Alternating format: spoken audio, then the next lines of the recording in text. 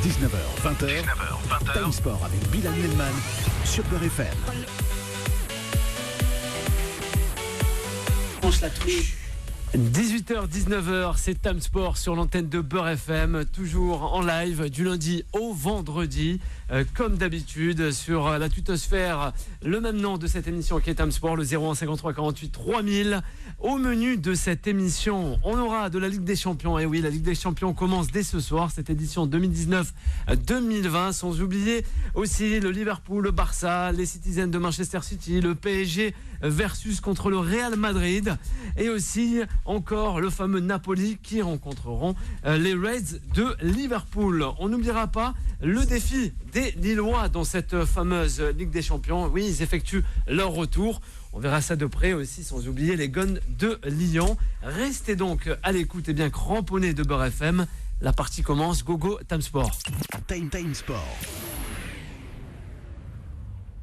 Et autour de la table pour m'accompagner ce soir, 19h, 20h, Time Sport, on aura Souela. Comment ça va, Souela? Ça va très bien, et toi? Ouais, tu fais ta rentrée avec nous, Souela? Ouais. Ah ben c'est formidable, ouais. On nous avait annoncé certains transferts, mais bon, ça s'est pas fait. Ah, Neymar n'est pas bon. Malheureusement. On aura aussi Myriam Bensala. Comment ça va, Myriam? Très bien, avec le retour de la Ligue des Champions, tout va bien. Ah oui, tout va bien. Allez, de l'enthousiasme, on espère, venant de toi, Myriam, ce soir, concernant cette fameuse Ligue des Champions. Juan José Dorado est de la partie avec nous. Juan José, comment ça va? Buenas tardes, muy bien. Ah, un petit peu la traduis pression. Très bien, parce que hier on m'a demandé de traduire el muy bien, mais bon. Donc, muy bien, estupendamente.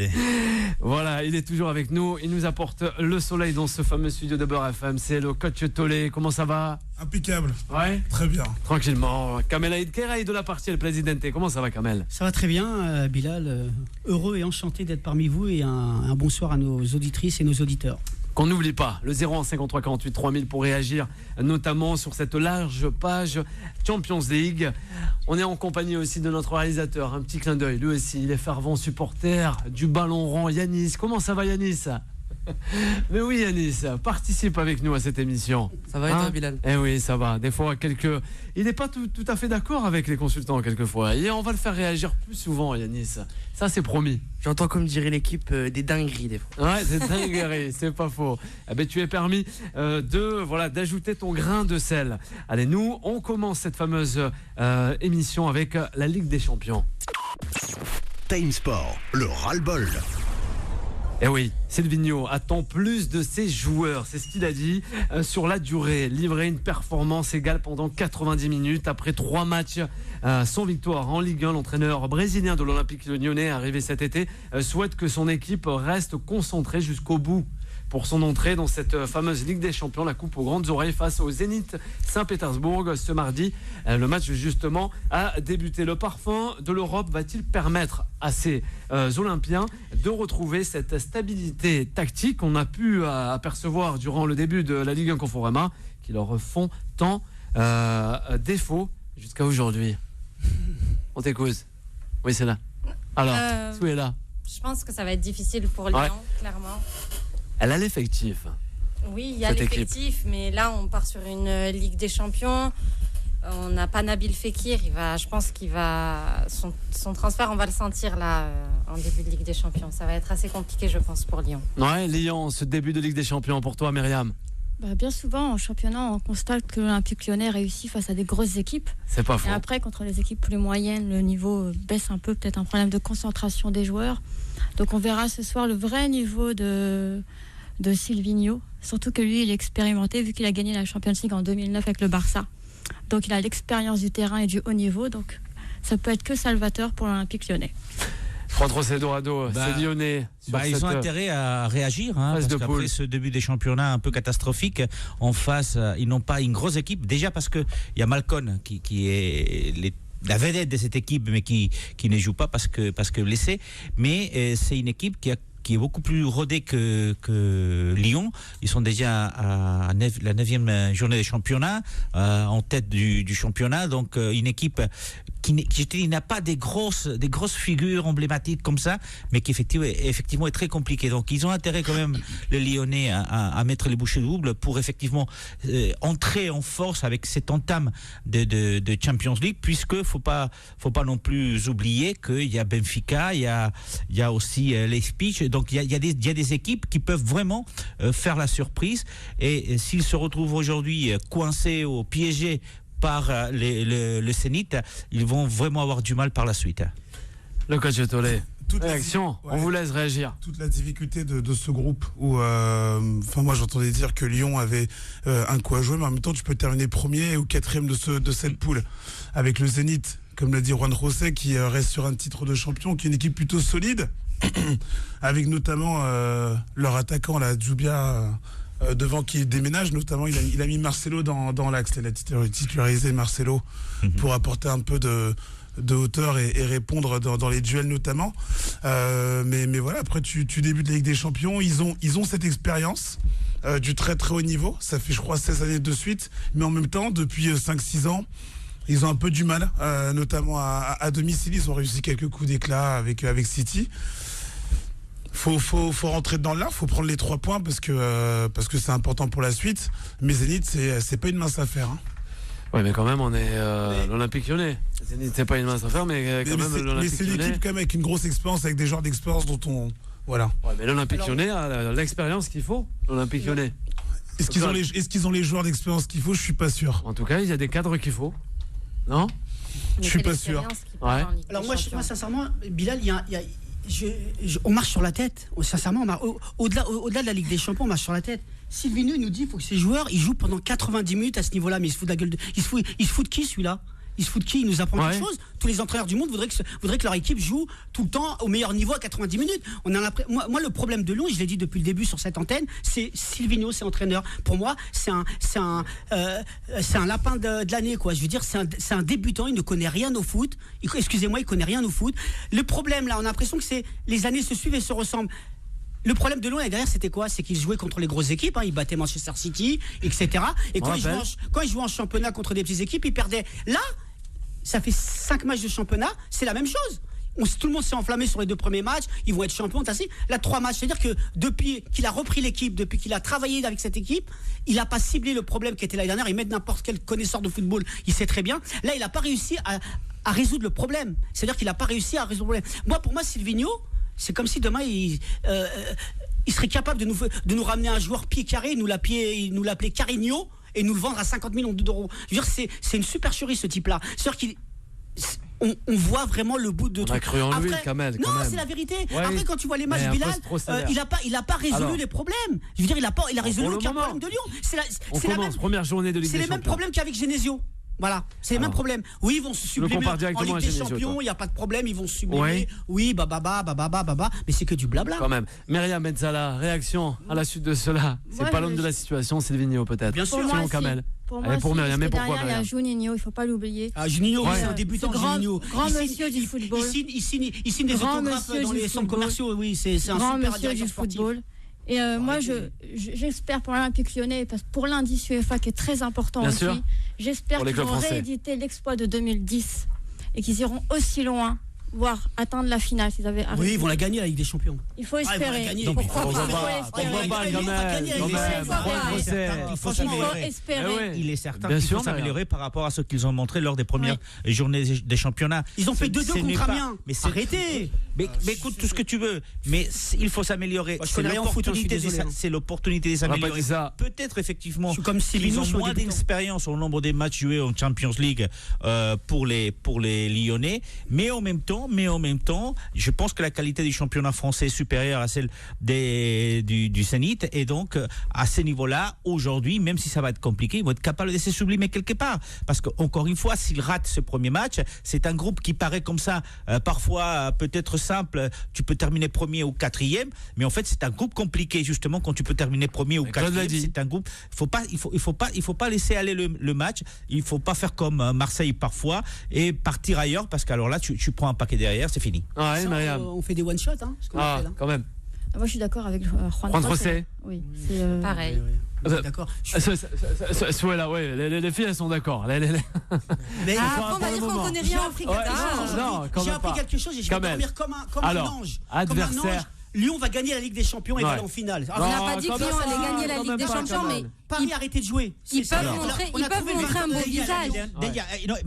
Il n'a pas tort, si tu veux. Déjà l'année dernière, on ne l'attendait pas à ce niveau-là. Et c'est le Barça qui l'a sorti. Et après le premier match à Lyon, on aurait dit qu'il avait vraiment de la place pour qu'il puisse passer, le Barça. Ils n'ont pas réussi. Mais écoute, c'est des équipes, encore une fois, qui se préparent pour dans 2-3 mois être au top. Alors Lyon, ça tombe mal pour eux aujourd'hui, si tu veux. Mais je pense qu'ils vont être capables, effectivement, encore une fois, de s'améliorer par rapport au premier match des Ligue 1 et aller au-delà. Mais pourquoi pas? Faut pas non plus dire que c'est une très mauvaise équipe. Ce n'est pas le cas. Même on rappelle, Kamel. J'ai pas dit que c'était une mauvaise adversaire. Adversaire en 2009, Juninho, Silvinho sont réunis cette fois-ci du côté de l'Olympique Lyonnais, mais aussi peuvent-elles, 10 ans plus tard, 10 ans après l'élimination justement qu'ont rappelé Myriam de l'Olympique Lyonnais, de Juninho par le Barça, de Silvinho aussi, ce qui reste de leur dernière campagne européenne, les deux Brésiliens renouent donc avec cette fameuse Champions League. Mais aussi l'aura et l'expérience, messieurs, dames, de ces deux grands champions peuvent-elles, d'une quelconque aide, booster le groupe et remettre à niveau les contingences européennes de l'Olympique Lyonnais. À savoir que l'Olympique Lyonnais a eu quand même l'une des plus belles avec Monaco, ne serait-ce campagne européenne de la Coupe aux grandes oreilles.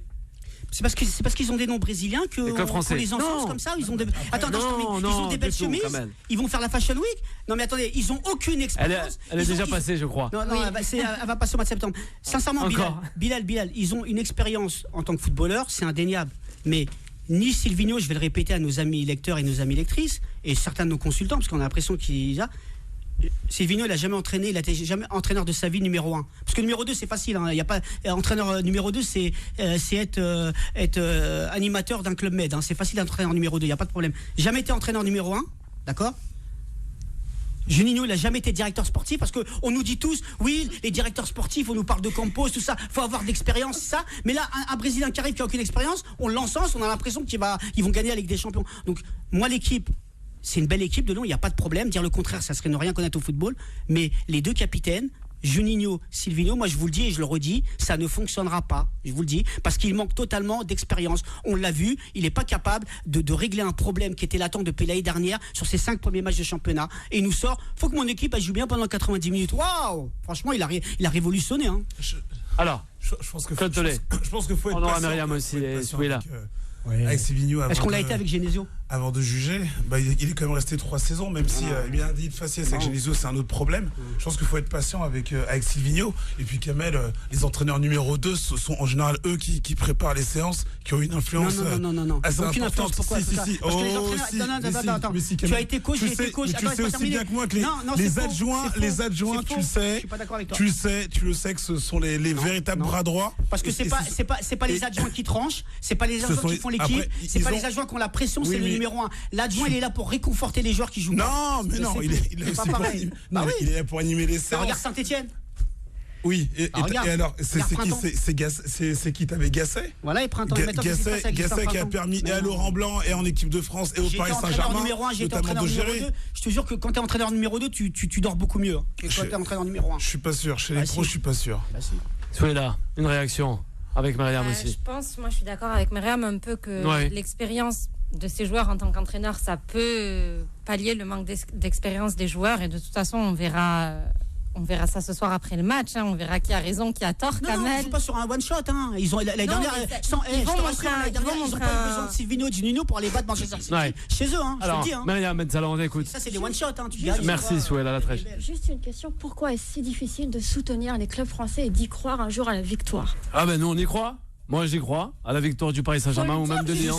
Moi je le dis, moi chaque fois Myriam. Myriam, je suis juste logique et j'essaye d'être logique. Dire que Lyon va gagner la Ligue des Champions, non. Il faut l'espérer. Que tu me dises que Paris peut gagner, non mais c'est plus de l'espoir. Regardez Chelsea. Là c'est croire au Père Noël. Qui gagne la Ligue des Champions. Pourquoi pas? Les gentils de Père Noël. Ah là, quand même. Ils ont jamais été aussi proches en 2007 et avec. Ouais, Monaco aussi, ils ont été en demi-finale. Face au Bayern de Munich. Monaco, il y a 2 ans, ils ont été en demi-finale. Maintenant, il va falloir déjà quand même qu'ils sortent de la poule. Après, on verra. Mais il faut espérer. Tout est possible. Tout est possible en football. Et Leipzig aussi. Benfica et aussi les Allemands de Leipzig. C'est dur à jouer. Pas faux. Dur à jouer. Quand on connaît pas de foot, on a le sentiment que t'as pas des gros, tu te dis c'est bon. C'est des équipes qui sont très dures à jouer. Mais c'est à la portée de Lyon quand même. C'est à la portée de Lyon, mais comme eux, ils se disent que Lyon est jouable, que le Zénith est jouable. Voilà. Dans ce groupe-là, tout le monde se dit l'autre est jouable. Le syndrome.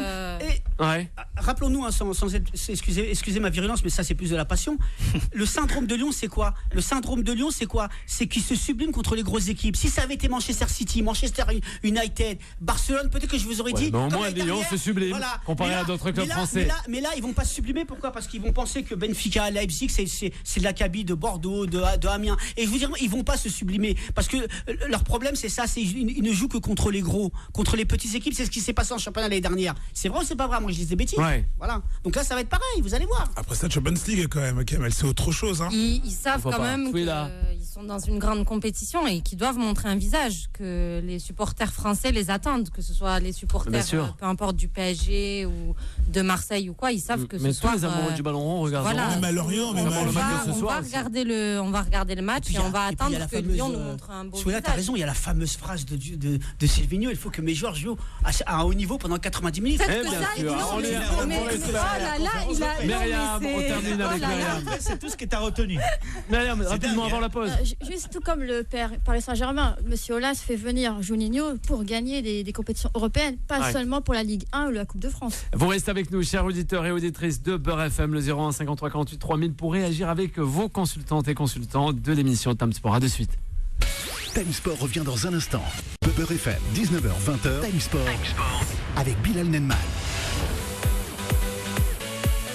Beurre FM, toujours 19h, 20h, c'est le créneau sur l'antenne de Beurre avec vos consultantes et consultants. Je le rappelle, autour de la table pour m'accompagner, Souela Latrèche, Myriam Bensala, le coach Tolé est avec nous, sans oublier Juan José Dorado et el presidente Kamel Aïd Keira. On a parlé de Lyon, de son entraîneur et aussi un peu de monsieur Juninho. Avec toi Myriam et aussi Souela. On va passer au cadre de cette Ligue des Champions, les grandes équipes. Bon, Lyon fait partie aussi de ces grandes équipes, notamment le PSG, le Real Madrid, le Barça, City et Liverpool. C'est ça, tout à fait. Vous n'oubliez pas le 01 53 48 3000 et nous on plonge dans les fameuses attaques de cette Ligue des Champions. Time Sport. Eh oui, Liverpool, le Barça, le City, Manchester United, bon qui est bon là non c'est Manchester City, excusez-moi, je reste Manchester United, non, le Paris Saint-Germain et le Real Madrid. Ouais, j'ai un peu pataugé là. Le match des meilleures attaques de la Ligue des Champions selon les consultants, mais aussi selon les auditrices et les auditeurs. Compétition majeure, on le rappelle, dans le monde du football, étalant dans son écrin les plus beaux joyaux. Ça, il faut le rappeler, du football international qui, d'après vous, cette année possède justement la plus belle attaque, que ce soit quantitative ou qualitativement. Kamel, pour toi? Alors pour moi, la meilleure attaque, d'après de tous les matchs que j'ai vus, c'est pas celle de Lyon, bien sûr, je reviens pas dessus. Ouais. Pour moi, c'est celle de Liverpool actuellement. Parce que, et les Reds de Liverpool, de Jürgen Klopp. Ils ont un trio avec Mané, avec Salah et surtout Firmino, qui est vraiment le chef d'orchestre de cette attaque. C'est vrai que ça reste pas mal. Ça reste pas mal. Et puis vu les matchs qu'ils ont fait, tous les matchs qu'ils ont fait depuis le début du championnat, ils ont une attaque complémentaire. Ils s'entendent, ça fait des années qu'ils jouent ensemble. Et là, ils ont, comme en championnat, Liverpool est parti en trombe. Les 5 premiers matchs, 5 matchs, ils ont gagné. Et avec la manière. Moi, je pense actuellement à l'instant T, après ça peut évoluer au fil des matchs et au fil des mois, parce qu'il y a une attaque qu'on n'a pas vu jouer encore et qui est aussi l'une des meilleures du monde, c'est l'attaque du PSG avec Mbappé et Neymar. Mais moi actuellement c'est l'attaque de Liverpool avec, ils ont 3 pépites, Firmino, Mané et Salah, et je pense que le ballon d'or pour moi est dans cette attaque de Liverpool. Ça jouera entre Mané et Salah. Mais franchement, je reste encore ancré sur Liverpool, toi, cette saison. Ouais, parce que je cette édition de la Champions League. Moi, je la regarde jouer, Bilal, depuis 3 ans, avant que Klopp vienne. Et j'ai vu l'évolution que Klopp, quand Klopp est arrivé. Et je la regarde parce que c'est mon équipe préférée dans le championnat anglais. Et je vois l'évolution. Et sincèrement, ils ont une équipe. Regarde la preuve, cette année, ils n'ont acheté aucun joueur. il est resté sur la même équipe. Il a acheté aucun joueur. Et là, ils sont partis en trombe, 5 matchs, 5 victoires. Même City, ils ont des défaites. Donc je pense que non, ils sont dans la continuité. Ils sont dans la continuité et ils sont extraordinaires parce que même les buts qu'ils marquent, c'est des buts d'anthologie, quoi. C'est magnifique. On en reste bouche bée. Moi, je pense que... Ouais, pour Kamel, on a bien compris. Liverpool, Juan José, il y a d'autres clubs, notamment même en Liga. Et je pense directement au fameux Barça avec l'arrivée de Grisou, Antoine Griezmann, Suarez ou encore Léo Messi, quand même. Un trio incroyable là aussi. Sur le papier, il y a des meilleures attaques que celle de Liverpool. À l'instant T, comme tu disais, n'oublions pas Paris aussi. Aujourd'hui, c'est la meilleure. Tout simplement parce que du côté du Barça, tu as Messi qui est blessé, Luis Suarez qui n'est pas très en forme. Du côté du Real Madrid, Gareth Bale ne joue pas. Hazard revient des blessures. On ne parle pas du PSG puisque aucun de ces 3 attaquants vedettes est capable de jouer aujourd'hui. Donc sur l'ensemble, je pense que la meilleure attaque, ça reste quand même celle du PSG. Parce que quand tu as Cavani, Mbappé et Neymar, sur le papier, celle qui est le plus à même d'amener son équipe très loin et de marquer des beaux buts. D'ailleurs, l'année dernière, les performances de Cavani notamment ont été quand même saluées partout avec celles des Neymar. Au-delà de tout ça, aujourd'hui, je suis d'accord avec toi. Liverpool, parce qu'ils sont premiers, parce qu'ils ont marqué 15 buts. Il faut juste se rappeler que du côté de l'Espagne, le Barça, il en a marqué 12. Il y a un match au moins. Donc, en fait, ils ont marqué plus ou moins les mêmes buts. Mais effectivement, sur le papier, c'est le PSG, même si aujourd'hui, Liverpool, quand même, pour cette première journée, a un avantage. Ouais, le Paris Saint-Germain, selon Juan José, Souela. Moi, je suis d'accord avec Juan dans le sens où le Paris Saint-Germain, c'est le Paris Saint-Germain. Mais je pense que Liverpool sur le terrain a la meilleure attaque et je pense que l'attaque qui peut nous surprendre, ça va être celle du Real Madrid parce qu'avec les blessés, tout ça, on n'attend pas un Real en super forme et très offensif et je pense qu'ils peuvent nous surprendre parce que c'est un peu dans leur ADN.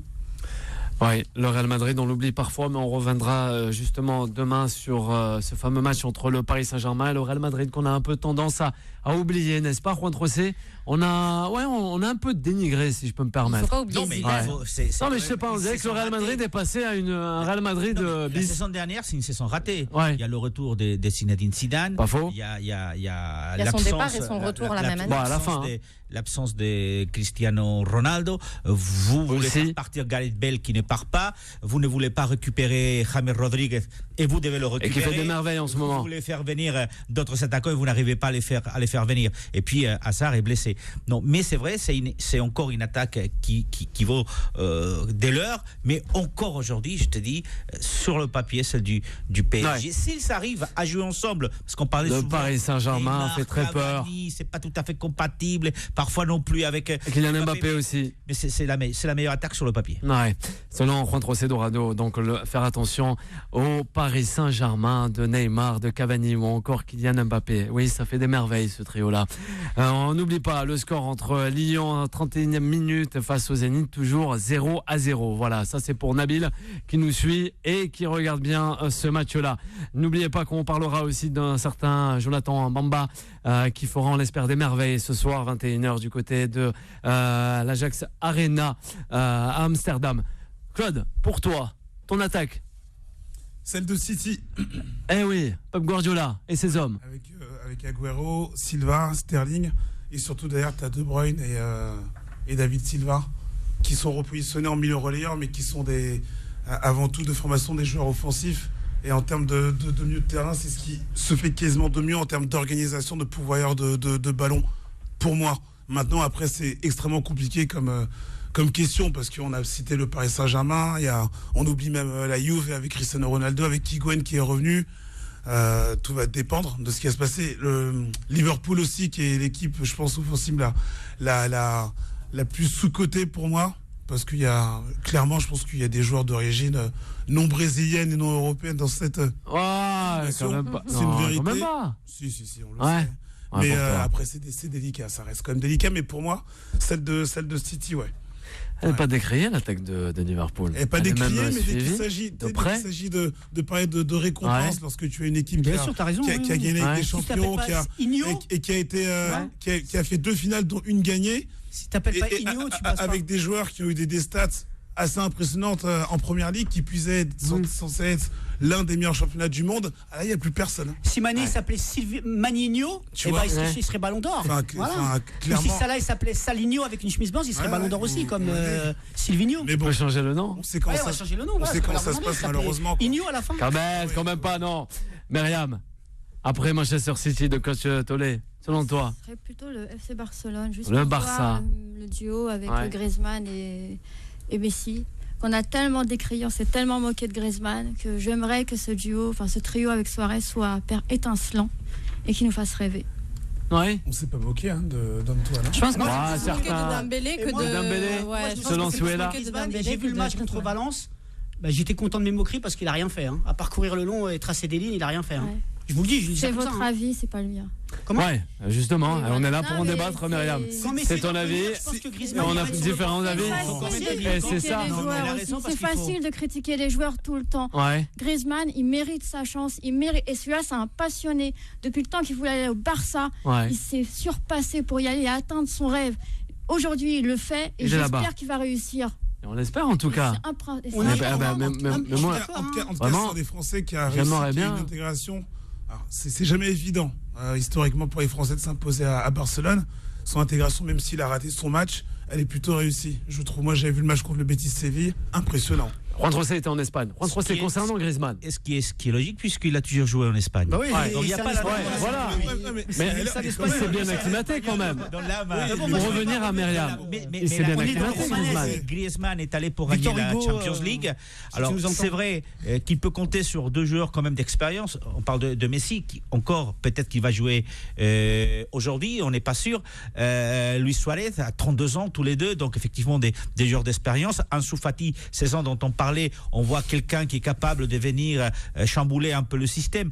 Dembélé, c'est vrai, le problème de Dembélé, c'est qu'il n'arrive pas à s'imposer dans cette équipe, mais je pense qu'il faut donner la chance à Griezmann. Il est capable de faire de très belles choses avec cette équipe. Si Messi récupère son état de forme et Luis Suarez retrouve le but, parce qu'il y a quand même une statistique assez intéressante. Ça fait 4 ans que Suarez n'a pas marqué à l'extérieur en Champions League. C'était il y a 4 ans face à la Roma en partout. Depuis, il n'a plus marqué à l'extérieur. Donc, s'il arrive à retrouver le but en Champions League, ces 3 hommes-là pourraient effectivement, à partir du mois de février, faire de très belles choses. Je vais faire mon novice. Je vais pas faire mon romanesque, etc. Parce qu'on est dans le roman là, parce que il y en a qui ont des rêves de jouer au Barça, etc. C'est vrai que c'est un rêve. Mais tu le mets où, Griezmann, quand Messi va rentrer? Je me pose la question, tu le mets où? Sur une attaque à 3, tu le mets où? Avec Suarez, avec le petit Ansu Fati qui revient, avec Dembélé. Je pose la question. Dembélé ne joue pas. Dembélé ne jouera pas contre Griezmann. Voilà. Alors l'attaque du Barça, c'est quoi? C'est Suarez, Griezmann, Messi. Messi toujours sur les côtés droits, légèrement en arrière, qui donne des ballons à Griezmann, qui fait un peu ce qu'il faisait à l'Atlético de Madrid.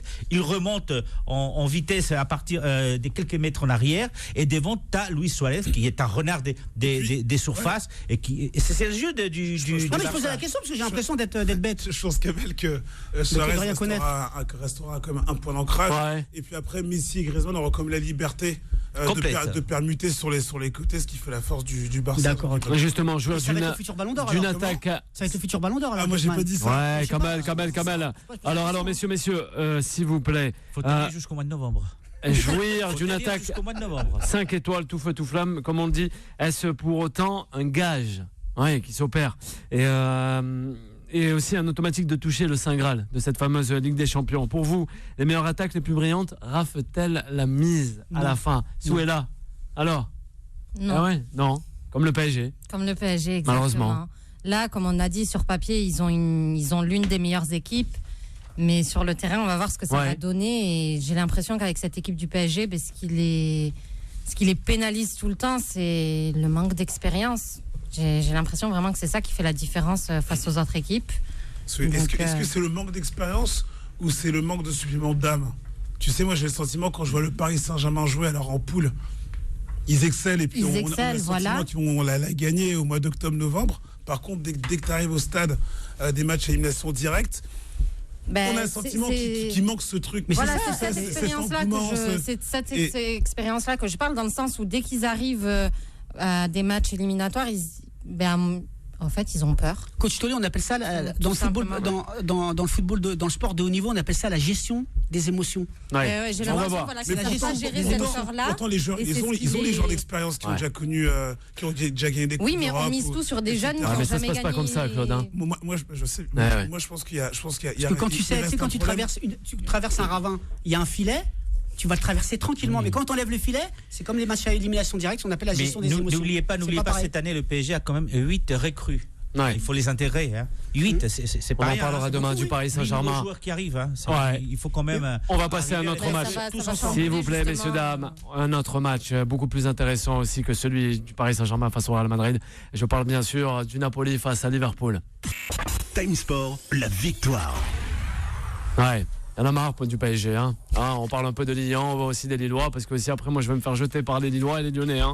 Enfin, Jürgen Klopp, l'entraîneur de Liverpool, faisait face à la presse du côté de la ville de Naples avant le déplacement, justement, pour le compte de cette première journée de la phase de poule de la C1, et estime que les Reds n'ont aucun fardeau sur leur épaule. Comment interpréter cette déclaration, le coach Tolé?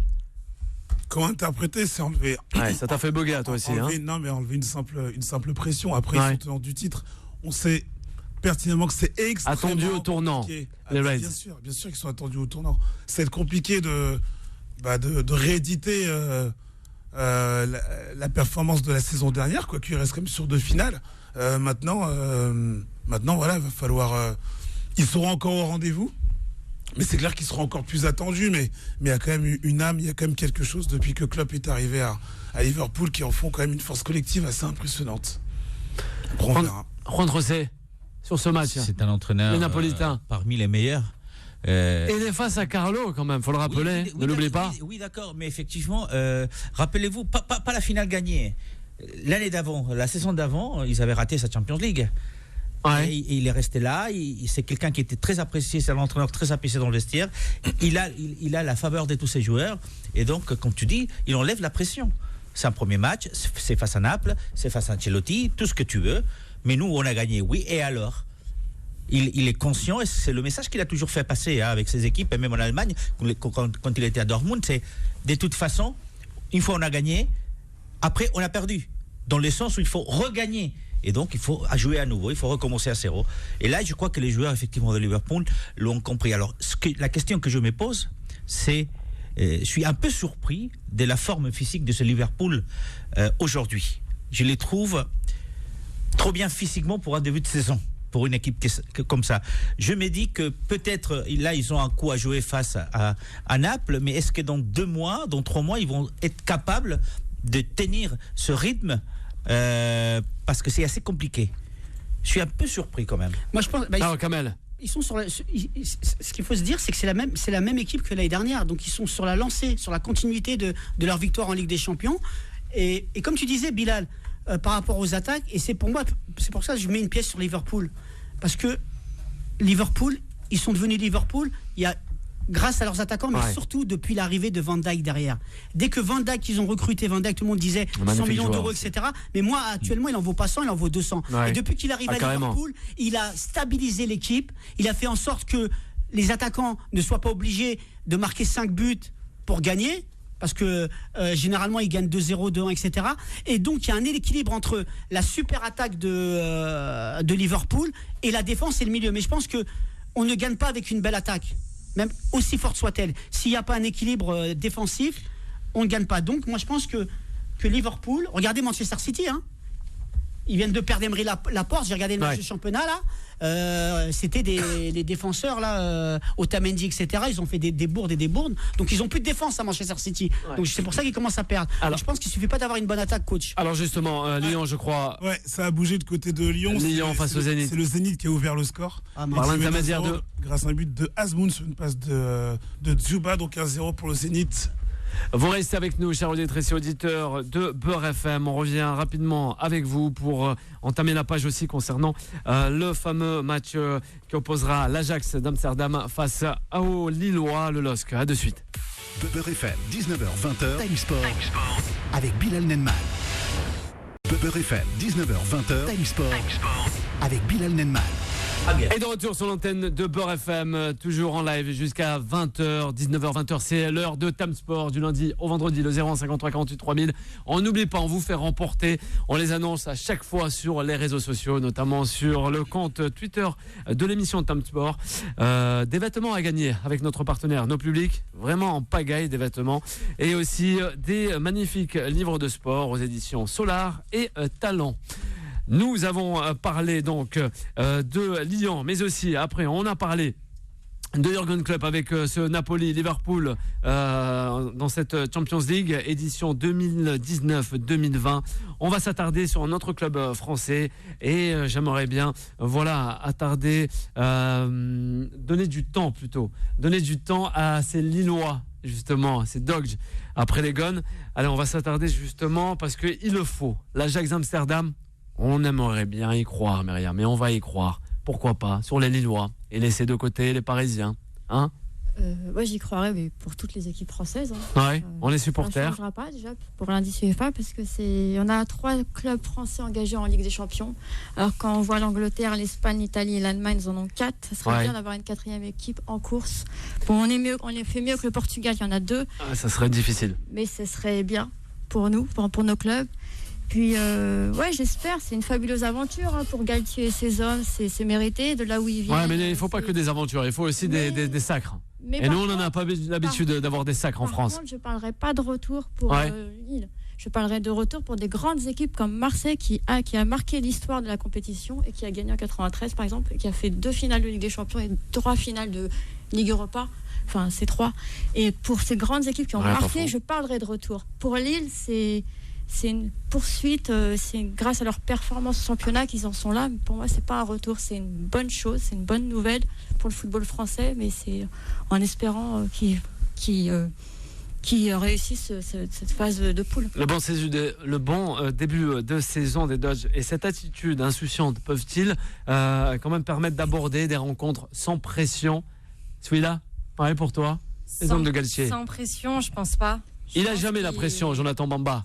Je pense qu'ils auront la pression un minimum. Ils entrent je crois pas. Dans une compétition qui est la meilleure compétition au monde, on va pas se mentir. Ils vont et de toute façon, plus ils vont passer je souhaite qu'ils sortent et qu'ils sortent des phases de poule et tout ça, et plus ils vont passer des matchs, plus ils vont avoir des adversaires un peu plus gros devant eux. Ils peuvent créer la surprise, mais je pense que niveau pression, c'est ça qui va les bloquer. Niveau pression, mais il y a des joueurs quand même qui ont eu l'habitude de jouer à certaines rencontres assez chaudes. Juan José, niveau pression, on a l'impression qu'on n'a jamais cette tendance à. Après, je dis pas, ils peuvent partir je sais bien. On n'a rien à perdre. Toi, non, bien sûr. Mais surtout cette mentalité française, on n'a pas l'habitude. Ils n'ont pas à avoir la pression. Ils étaient dans le 4e groupe. Donc, c'est théoriquement l'équipe la plus faible. Donc, le risque effectivement dans ce groupe-là est de partir sans avoir gagné un seul match. C'est la réalité. Aujourd'hui, face à l'Ajax, si on pense à la compète qu'ils ont fait la dernière saison, on dit là ça va être compliqué. Sauf que l'Ajax effectivement a perdu quand même des joueurs clés de son effectif par rapport à la dernière saison. Et puis petit avantage si tu veux pour l'Ajax, hormis du fait qu'ils vont jouer à Amsterdam, c'est tout simplement que l'Ajax a dû passer quand même 2 tours préliminaires pour pouvoir jouer la Champions League. Bien sûr. Donc depuis le mois d'août, ils sont dans le match, ils sont dans le rythme, beaucoup plus de fatigue, dans la compète, ce qui n'est pas le cas le cas des Lille. Aujourd'hui, ils n'ont rien à perdre et tout à gagner dans ce groupe parce que il y a ces nouveaux Ajax, il y a Valence qui est en crise après le départ de Marcelino, donc vraiment ils n'ont rien à perdre, donc pas de pression et essayer effectivement de faire une perf, c'est tout ce qu'ils vont faire. Pourquoi pas? Et pourquoi pas un petit guet-apens des Lillois, vous verrez ce soir, c'est Lille qui va le remporter à mon avis. Kamel, peut-être il va pas y croire, mais moi j'y crois fort. La vie, excuse-moi Bilal, parce que là, pas par rapport à toi, mais par rapport à ce que j'entends, là, sincèrement, on est dans le romanesque. Il faut que les équipes françaises gagnent. C'est simple, si vous voulez c'est simple, c'est mathématique. Si on veut avoir 4 clubs français en Ligue des Champions, il faut dépasser le cap des 8e de finale, c'est des points que l'UEFA donne. C'est aussi simple que ça. Pourquoi on en a que 3? Parce qu'on ne mérite pas d'en avoir plus que 3. Parce qu'on ne dépasse pas les 8e de finale. Et il y a déjà des clubs qui ont dépassé ces 8e de finale. Non, ces dernières années-là. Et on n'a qu'un seul club qui peut le faire, c'est le PSG. Sinon, derrière c'est le désert. Mais Même le Paris Saint-Germain n'arrive pas. Même le Paris Saint-Germain n'arrive pas. Donc arrêtons, d'accord, quand on voit que Liverpool, les clubs anglais sont tout le temps en huitième, en demi-quart de finale, oui. Mais là, on est dans le romanesque. Ah, ça serait bien.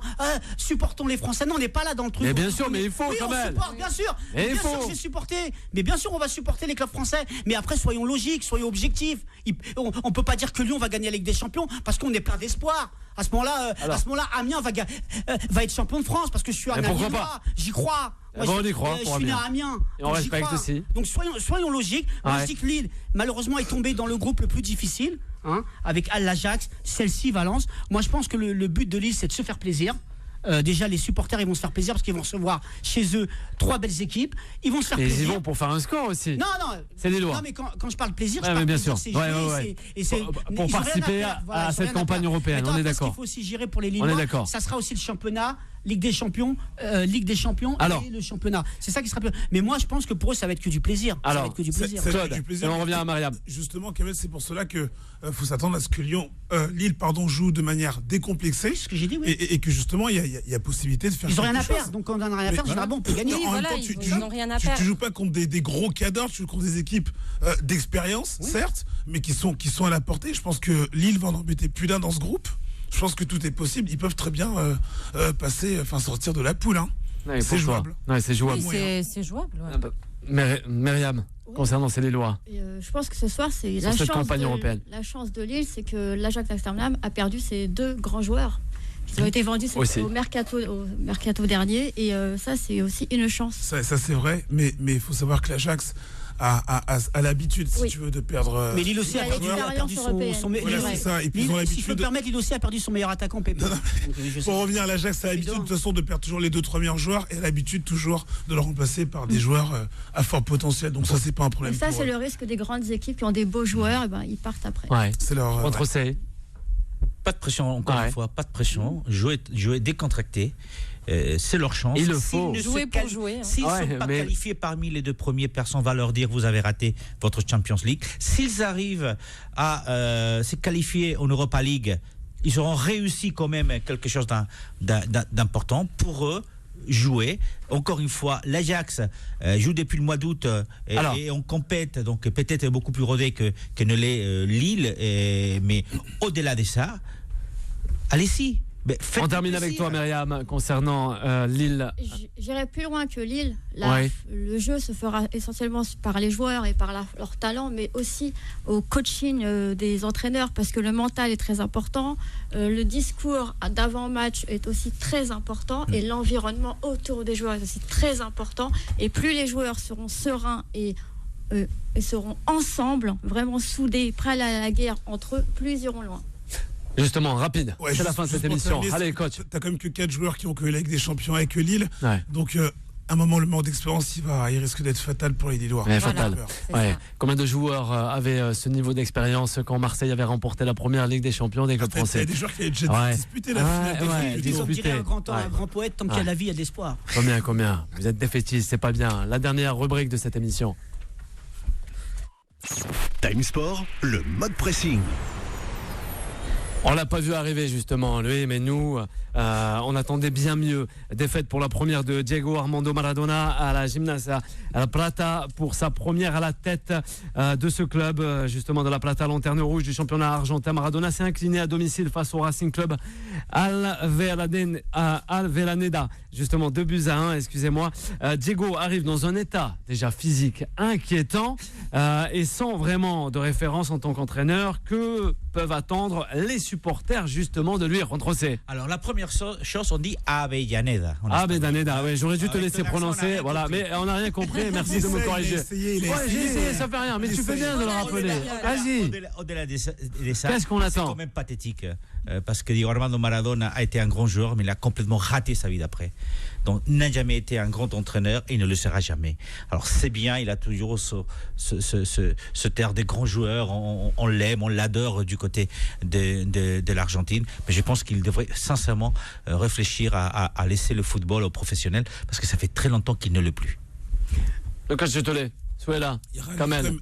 Ils sont lanterne rouge, je crois. Oui, mais c'est lui qui les a repris dernier. C'est pas lui qui les a là. Franchement, même si c'est vrai qu'il est complètement à la ramasse complet, on le sait.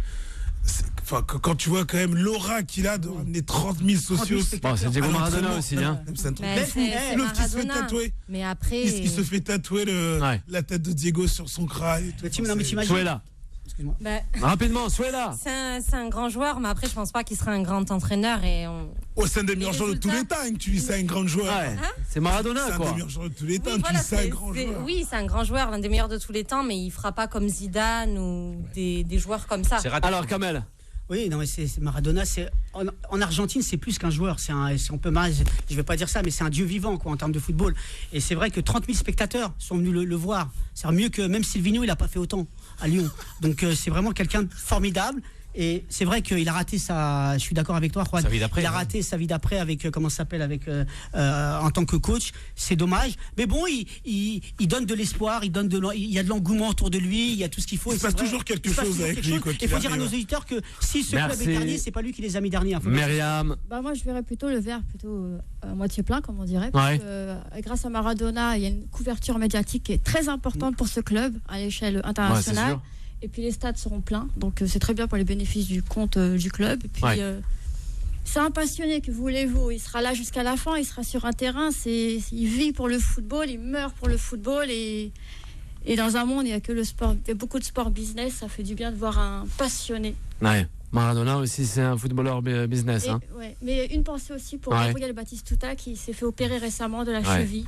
Ça s'est bien passé, et c'est touchant de voir ces grands champions qui mettent quelque part leur vie en danger. Il souffre depuis plusieurs années, Batistuta. À cause des infiltrations. Il peut quasiment plus marcher. Pas mal de joueurs, faut le rappeler aussi.